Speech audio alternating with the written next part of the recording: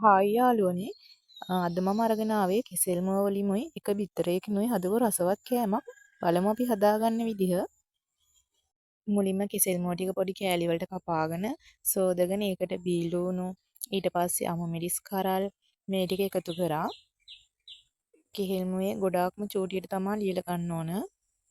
ඊට පස්සේ රස අනුව මිරිස් කුඩු එකතු කර ගන්න ඕන. මම මිරිස් කුඩු නම් ගොඩක් අඩුවෙන් දැම්මේ. අමු මිරිස් දාලා තියෙන නිසා.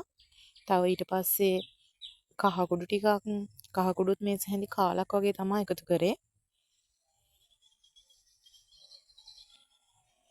ඊට පස්සේ මේකට ගම්මිරිස් කුඩු ටිකකුත් අවශ්‍ය වෙනවා. ගම්මිරිස් කුඩුත් මේ සැහැඳි කාලක් වගේ තමයි දැම්මේ. ඊට පස්සේ රස අනුව ලුණු එකතු කරා. මේ ඔක්කොම ටික දාලා ඉවර වෙලා මේක හොඳට කවලම් කරගන්න ඕන.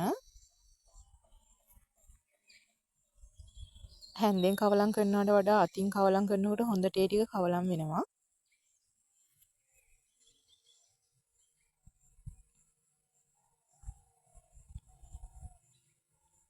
ඊට පස්සේ තෙල් ටිකක් ලිපේ තියලා තෙල් එක සාමාන්‍යයෙන් රත් වෙනකොට මේකට බිත්තරයක් එකතු කරගන්න ඕන. බිත්තරේ ඔම්ලට් එක වගේ තියෙනකොට අපි හදාගත්ත කෙහෙල් මුව ටික මේකට එකතු කරලා ඉවර වෙලා හොඳට කවලම් කරගන්න ඕන. අර බිත්තරේ ඔම්ලට් එක වගේ තියෙනකොට මේ කෙහෙල් මුව ටික දැම්මම කෙහෙල් මුව කෑලි වල හොඳට බිත්තර තැවරිලා තියෙනවා. එතකොට හරිම රසයි.